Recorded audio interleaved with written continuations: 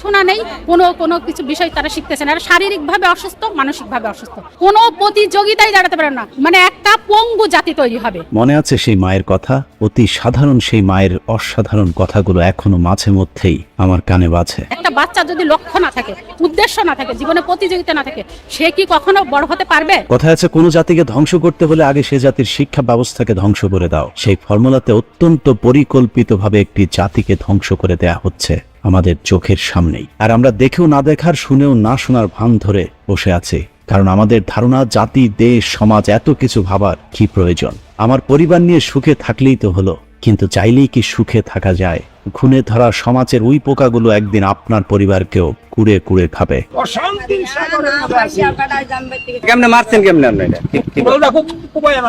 এই তো কদিন আগের ঘটনা। গাজীপুর জেলার কালীগঞ্জ থানার জামালপুর গ্রামের এক বৃদ্ধ বাবা তার কলিজার টুকরা সন্তানকে কুড়াল দিয়ে কুপিয়ে হত্যা করেছিল। চাঞ্চল্যকর এই ঘটনাটি নেট দুনিয়ায় তোলপাড় তৈরি করে। বাবা হয়ে সন্তানকে হত্যার কারণ হচ্ছে নেশাগ্রস্ত ছেলে নেশার টাকা জোগাড়ের জন্য মাঝে মধ্যেই তার বাবা মাকে মারধর করত। তার অত্যাচারে অতিষ্ঠ বাবা আব্দুর রশিদ ছেলে কাউসারকে কুড়াল দিয়ে কুপিয়ে হত্যা করে। আমি কোনো কথা কইতারি না, কিচ্ছু না, আমার ফাঁসি হইব, আর তো কিছু না, আমি শান্তি, তবু আমি শান্তি হয়ে গেলাম। সবচেয়ে হৃদয় বিদারক ঘটনাটি হচ্ছে, সন্তানকে মারার পর বাবা তার লাশ জড়িয়ে ধরে বলেছিলেন, আমি তোকে মারতে চাইনি, নেশাই তোর মৃত্যু ডেকে এনেছে। তোকে নিয়েই তো আমার সব স্বপ্ন ছিল। জেলখানায় থাকতো আমার কোনো কষ্ট হতো না, কিন্তু তোকে ছাড়া পৃথিবীতে থাকাটা আমার জন্য অনেক কষ্টের। ঘটনার পরপর এলাকার মানুষজন জড়ো হয়ে আব্দুর রশিদকে পুলিশ আসবার আগে পালিয়ে যাবার পরামর্শ দিয়েছিলেন, কিন্তু বাবা আব্দুর রশিদ পালিয়ে যাননি। মানুষের সামনে চিৎকার করে আব্দুর রশিদ বলেছিলেন, আদালতে গিয়ে বিচারককে আমি বলবো, আমার ছেলের জীবনের বিনিময়ে হলেও মাদকের জন্য আর যেন কোনো মায়ের বুক খালি না হয়, সেই ব্যবস্থা করুন। রশিদ চাচার প্রতি আমাদের সমবেদনা, কিন্তু সমস্যা হলো তিনি যে রাষ্ট্র ব্যবস্থার কাছে সমস্যার সমাধান চাইছেন, সেই রাষ্ট্রই এই সমস্যা তৈরি করতে নানান পরিকল্পনা হাতে নিয়েছে। প্রশ্ন করবেন কিভাবে? চলুন দেখা যাক। আমি তোমাদের কাছে স্মার্ট পৃথিবীর ইতিহাসে প্রথম দেশ হিসাবে ডিজিটাল থেকে স্মার্ট জগতে পা দেয় আমাদের দেশে অনেক বড় বড় রাস্তা, ব্রিজ, ফ্লাইওভার, এমনকি নদীর ভেতর দিয়ে টানেলও তৈরি হয়েছে। 2 লাখ টাকার বালিশ, 2.5 লাখ টাকার হাতুড়ি কিংবা 6 লাখ টাকার পর্দায় বানানো এসব অবকাঠামো কার টাকায় হয়েছে? কার লাভ, কার ক্ষতি, কার পকেটে কত ঢুকেছে? বিদেশ থেকে আনা এসব লোনের টাকা কাকে শোধ দিতে হবে, কিংবা মাথা পিছু আমাদের এখন ঋণের পরিমাণই বা কত? এসব নিয়ে অনেক আলোচনা করেছে, আজ না হয় সে আলোচনায় নাই বা গেলাম। অর্থ সংকট সামাল দিতে ঋণ নির্ভরতা বাড়িয়েছে সরকার। সংকটে অভ্যন্তরীণ আয় কমে গেছে, ঋণ বাড়ছে। বিদেশি ঋণ পরিশোধের চাপ বাড়ছে। বিদেশি ঋণ পরিশোধ নিয়ে চাপ কমছেই না। অর্থনীতির এমন ভারী হিসেব আপনাকে না বুঝলেও চলবে। চোখ তুলে আপনার আশপাশে তাকিয়ে দেখুন, সব হিসেব ওই বই করে মিলে যাবে। ফোর্বস সম্প্রতি বিশ্বের শীর্ষ ধনীদের তালিকা প্রকাশ করেছে। এই তালিকায় জায়গা পেয়েছেন এক বাংলাদেশি। কে তিনি? কত সম্পদের মালিক এই বাংলাদেশি? তিনি সামিট গ্রুপের চেয়ারম্যান আজিজ খান। দেশে এখন ইউরোপ আমেরিকার ধন কুবেরদের সাথে টেক্কা দেয়া বিলিয়নারের পয়দা হওয়া, কিন্তু আপনার আমার কপাল কি পাল্টেছে? কেমন চলছে আপনার সংসার? সবশেষ গরুর মাংস কিনেছেন কবে? বেতনের টাকায় মাস শেষ করা যায়? নাকি মানিব্যাগের চিপায় পড়ে থাকা 500 টাকার নোট দুটো চোখ রাঙিয়ে বলে দেয়, মাস শেষ হতে কিন্তু এখনো 10 দিন বাকি? ঘরে ঘরে মানুষ কি চাকরি পেয়েছে, নাকি বেকারত্বের অভিশাপ নিয়ে অন্ধকার জগতে হারিয়ে যাওয়া যুবকের সংখ্যাটা মহল্লায় আগের চেয়েও অনেক বেড়েছে? মাদক সেবী আর বিক্রেতাদের উৎপাদ কি আগের চেয়ে কমেছে, নাকি বাদাম বিক্রেতাদের মতো ইয়াবার ভ্রাম্যমান ব্যবসায়ীরা এখন ঘরে ঘরে মরণ নেশা ইয়াবা পৌঁছে দিচ্ছে? দেশে মাঝে মধ্যে আলু, তেল, পেঁয়াজের সংকট হয়, কিন্তু ইয়াবা ফেন্সিডিলের সরবরাহে কোনো সংকট নেই। সরকার আইন করে দিয়েছে 18 বছরের নিচে কেউ মদ খেতে পারবে না। তার মানে 18 বছর হবার পর মদ খাওয়া শুরু করো। যে কারণে মদ এখন পানির মতোই সাধারণ পানীয়। বিয়ে, জন্মদিনের পার্টি তো আছে, এমনকি শবে বরাতের রাতেও অতিরিক্ত মদ পানে আমাদের দেশে স্মার্ট শিক্ষার্থীর মৃত্যুর ঘটনাও ঘটেছে। সমাজের এরকম সরল চিত্রে আপনাকে জানিয়ে দেবে কতটা ডিজিটাল আর স্মার্ট হয়েছে আমাদের সোনার বাংলাদেশ। একটু তাকিয়ে দেখুন, ঢাকা শহরের ফুটপাত জুড়ে ভিড় করা ভিক্ষুকের সংখ্যাটা কি আগের চেয়ে কমেছে নাকি বেড়েছে?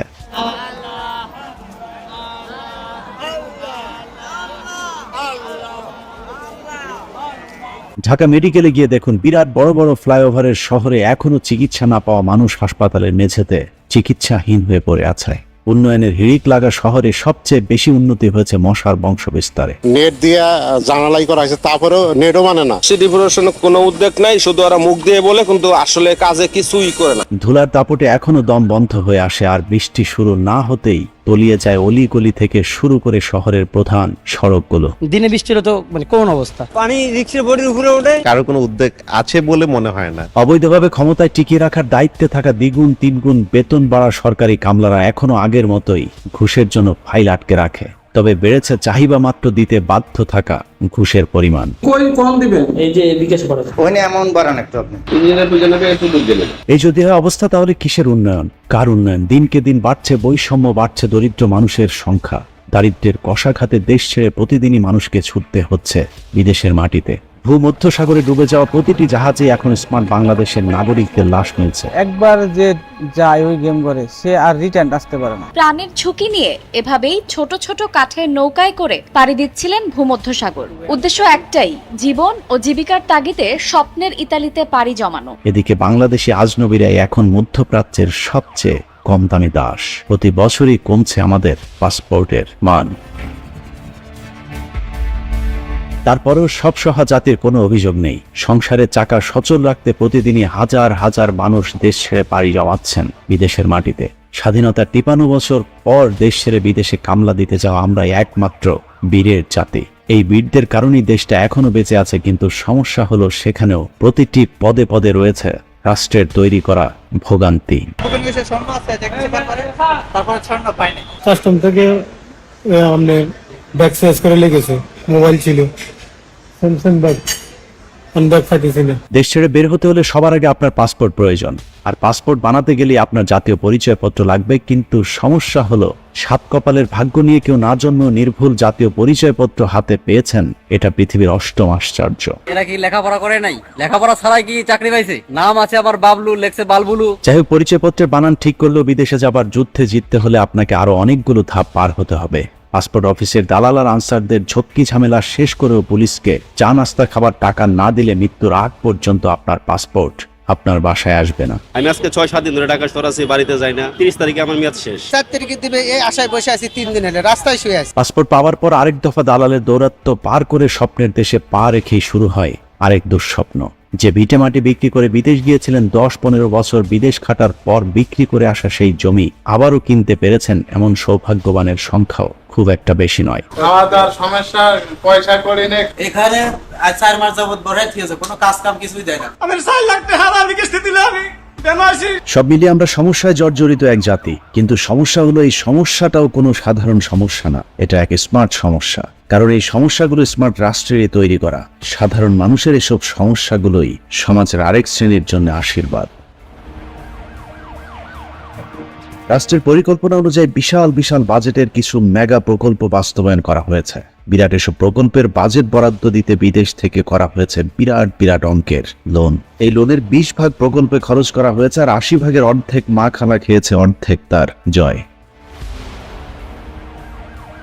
মা খালা জয় মিলে লুটপাট করলো বিদেশ থেকে আনা লোনের টাকা তো আমাদেরই শোধ দিতে হবে, কিন্তু আমাদের ঘরে তো আর ডলার নেই। তাহলে আমরা কিভাবে শোধ দেব? বাংলাদেশের বিদেশে ঋণ 10,000 কোটি মার্কিন ডলার ছাড়িয়েছে, যা দেশীয় মুদ্রায় 11 ট্রিলিয়ন বা 11,07,040 কোটি টাকার সমান। বিদেশি ঋণ পরিশোধের চাপ বাড়ছে। বিদেশি ঋণের এরকম ডলারের চাপ থেকে বাঁচাতেই সরকার এক স্মার্ট শিক্ষা ব্যবস্থা হাতে নিয়েছে।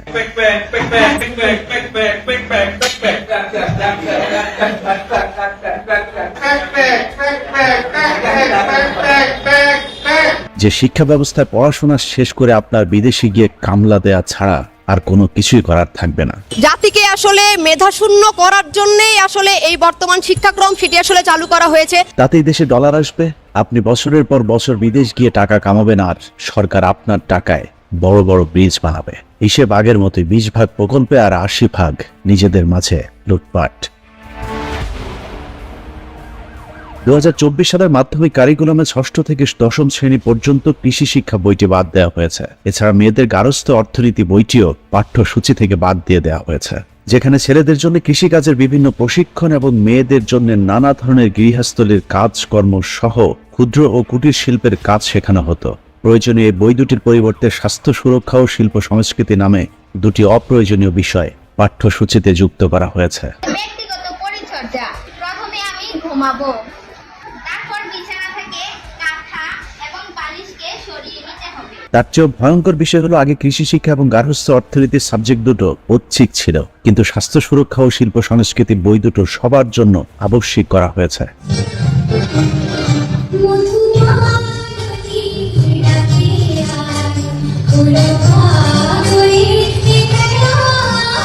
আগে পড়াশোনা করে কোনো চাকরি না পেলে অন্তত কৃষি কাজ করে কোনো রকম গ্রামে জীবন চালানো যেত, কিন্তু তাতে তো আর ওই ডলার আসবে না। সরকারের প্রয়োজন ডলার, আর সেটা পেতে হলে মানুষকে বিদেশে পাঠাতে হবে। জাতি ধ্বংসের কত বড় মহাযজ্ঞ চলছে তার সাক্ষী স্বাস্থ্য সুরক্ষা ও শিল্প সংস্কৃতি বইয়ের প্রতিটি পাতা। ষষ্ঠ শ্রেণী 44 ও 45 নম্বর পৃষ্ঠায় ছেলে এবং মেয়েদের জন্য আলাদা দুটি গল্প দেওয়া হয়েছে। গল্পের একটিতে মেয়েদের মাসিক বিষয়ক, অপরটিতে ছেলেদের স্বপ্নদোষ এবং বীর্যপাত সম্পর্কে আলোচনা করা হয়েছে। বিষয়টি যদি শুধুই স্বাস্থ্য সচেতনতার জন্য দেয়া হতো তাহলে ছেলে এবং মেয়েদেরকে আলাদাভাবে বিশেষ ক্লাসের মাধ্যমে এসব বিষয়ে সাধারণ ধারণা দেয়া যেত, কিন্তু তা না করে যৌনতাপূর্ণ এসব বিষয়গুলোকে ছেলে এবং মেয়েদের একসাথে করে আলোচনা করবার ব্যবস্থা করে দেওয়া হয়েছে। প্রথম আমি নিজেও এইসব ব্যাপারে খুবই সংকীর্ণ ছিলাম, আমি আমার বন্ধুর সাথে তো শেয়ার করতে পারতাম না, কিন্তু এখন আমি তা খুবই সাবলীল ভাবে সবকিছু সবাইকে বুঝাতে পারি, সে আমার ছোট হোক বা সে আমার বড় হোক। অন্যান্য স্কুলের যে বন্ধুরা আছে তাদের মধ্যে তারা এইসব ওয়ার্ড শুনলে অনেক লজ্জা পায়, কিন্তু আমার ক্ষেত্রে এইসব হয় না, কারণ আমরা জেমস ক্লাস করার পরে আমরা সবাই অনেক ফ্রি হয়ে গেছি। ষষ্ঠ শ্রেণীর 46, 47 এবং 48 নম্বর পৃষ্ঠায় ঢোল, তবলা এবং হাতের তালে তালে কিভাবে ছন্দের সৃষ্টি হয় এসব শেখানো হচ্ছে। আমরা সবাই রাজা, আমাদের এই রাজার রাজত্বে। এই স্বাস্থ্য সুরক্ষা ও শিল্প সংস্কৃতি বইয়ের 47 থেকে 52 নম্বর পৃষ্ঠায় যৌন শিক্ষা সম্পর্কিত বিভিন্ন ধরনের অপ্রয়োজনীয় অশালীন আলোচনা করা হয়েছে। এছাড়া পরের পৃষ্ঠায় মেয়েদের স্কুলের ব্যাগে সবসময় মাসিকের প্যাড রাখার প্রশিক্ষণও শিক্ষা ব্যবস্থার মাধ্যমেই দেয়া হচ্ছে। সপ্তম শ্রেণীর 53 থেকে 58 নম্বর পৃষ্ঠার পুরো অধ্যায় জুড়ে যৌন শিক্ষা সম্পর্কিত বিশদ আলোচনা করা হয়েছে। অষ্টম শ্রেণীর 71 থেকে 86 নম্বর পৃষ্ঠা পর্যন্ত পুরো অধ্যায় জুড়েই মাসিক কত প্রকার, কি কি রক্তক্ষরণ, মাসিক বন্ধ হয়ে যাওয়া সহ নানা ধরনের সংবেদনশীল আলোচনা ছেলেদেরকে সাথে নিয়েই মেয়ে শিক্ষার্থীদের শেখানো হচ্ছে। অষ্টম শ্রেণীর শিল্প সংস্কৃতি বইটি দেখলে মনে হবে যেন স্কুল নয়, শিল্পকলা একাডেমি। ক্লাসে বাধ্যতামূলক ছেলে মেয়েদেরকে একসাথে করে নাচ, গান এবং নৃত্যের প্রশিক্ষণের কথা বলা হয়েছে। বইয়ের 24 এবং 25 নম্বর পৃষ্ঠায় দ্বৈত কণ্ঠে শিক্ষার্থীদের গান অনুসরণ করতে বলা হয়েছে। 27 নম্বর পৃষ্ঠায় সাঁওতাল নাচের ভঙ্গিগুলো অনুসরণ করতে বলা হয়েছে। 30 নম্বর পৃষ্ঠায় দলীয়ভাবে সাঁওতালি নাচ, ভাওয়াইয়া গান সহ নৃত্য করতে বলা হয়েছে। 30 নম্বর পৃষ্ঠায় সবাই মিলে তালি দিয়ে গান গাওয়ার অনুশীলন করতে বলা হয়েছে। 75 নম্বর পৃষ্ঠায় জারি গান এবং 95 থেকে 96 নম্বর পৃষ্ঠায় পালা গানের অনুশীলনের কথা বলা হয়েছে। একই অবস্থা নবম শ্রেণীর স্বাস্থ্য সুরক্ষা এবং শিল্প সংস্কৃতি বইটিতে। সেখানেও একইভাবে যৌনতাপূর্ণ পড়াশোনার পাশাপাশি মেয়েদেরকে শিক্ষা দেওয়া হচ্ছে হাডুডু, কাবাডি সহ নানা ধরনের ঝুঁকিপূর্ণ খেলাধুলা, যা বাংলাদেশের প্রেক্ষাপটে একেবারে অপরিচিত। নবম শ্রেণীর শিল্প সংস্কৃতি বইয়ের 38 থেকে 39 নম্বর পৃষ্ঠায় শেখানো হচ্ছে অভিনয় ও নাচের সময় কিভাবে মাথা দোলাতে হবে। 57 থেকে 58 নম্বর পৃষ্ঠায় দেখানো হয়েছে অভিনয় ও নাচের সময় ঘূর্ণনের অনুশীলনের পদ্ধতিগুলো। এসব কারণে স্কুল কলেজের বিভিন্ন অনুষ্ঠানগুলোতে এখন হার হামেশাই শিক্ষক এবং শিক্ষার্থীদের নাচ, গানের ভিডিও সোশ্যাল মিডিয়াতে ভাইরাল হচ্ছে। এসব ভিডিওগুলো আমাদের কাছে দৃষ্টিকটু মনে হলেও শিক্ষক এবং শিক্ষার্থীদের জন্য খুবই স্বাভাবিক ব্যাপার, কারণ স্কুলের শ্রেণীকক্ষগুলোতে এখন শিক্ষকেরা শিক্ষার্থীদেরকে প্রতিদিনই এসব নাচ, গানের প্রশিক্ষণের ব্যবস্থা করে থাকে।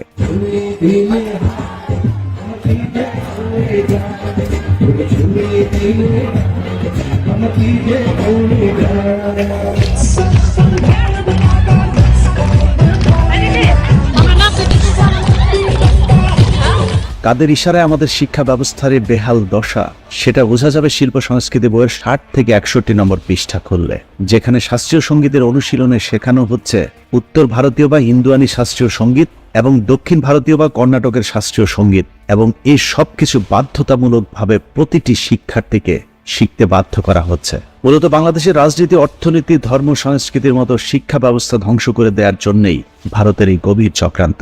মেধা শূন্য জাতি তৈরি করে দেশের বড় বড় সব পদগুলোতে বসানো হয়েছে ভারতীয়দেরকে। আর এবার আলু পেঁয়াজের বাজারেও ভারতের হাতে নিয়ন্ত্রণ তুলে দেওয়ার লক্ষ্যেই নাচ গানময় শিক্ষা ব্যবস্থা চালু করেছে বর্তমান সরকার। এই কাজ বাস্তবায়নের লক্ষ্যে দীর্ঘদিন ধরে ভারতে প্রশিক্ষণপ্রাপ্ত ইসকন সদস্যকে শিক্ষা মন্ত্রণালয়ের দায়িত্ব দেওয়া হয়েছে। ছোটবেলায় রামকৃষ্ণ মিশনে পড়বার জন্য পাঠিয়েছিল, সেখানে আমি 1 বছর পড়েছিলাম। হরে কৃষ্ণ কৃষ্ণ কৃষ্ণ হরে হরে। ইসকনের ভারতীয় এজেন্ট নফেল সম্প্রতি তার এই বক্তব্য বিকৃত করে প্রচারের দাবি করলেও পুরো বক্তব্য শুনলেই বোঝা যাবে তিনি যে মিথ্যা বলছেন।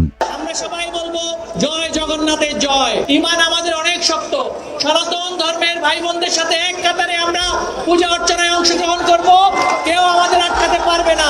বাংলাদেশে ভারতের শত্রু বিএনপি কিংবা আওয়ামী লীগ নয়, তাদের শত্রু হলো এদেশের মুসলমানদের ঈমান, যে কারণে তারা আমাদের দেশ থেকে ইসলামী মূল্যবোধকে ধ্বংস করতে চায়। কৃষ্ণ কৃষ্ণ হরে হরে হরে রাম হরে রাম। এ কারণে অনুষ্ঠানের একদম শুরুতে বলেছিলাম, সমাজে যখন খুনে ধরবে তখন আপনার পক্ষে পরিবার নিয়ে সুন্দর করে বাঁচা সম্ভব নয়। পুরো রাষ্ট্রই যখন নষ্টদের দ্বারা পরিচালিত হয় তখন আপনি, আমি, আমাদের পরিবার কিভাবে নিরাপদে থাকবে? চারিদিক থেকে আপনাকে চেপে ধরবে এই নোংরা সমাজ। ব্যাং নৃত্যের জন্য প্রস্তুত, আরম্ভ করো। ওরে ও দেখেছি তোমার লম্বা দুটি ঠ্যাং।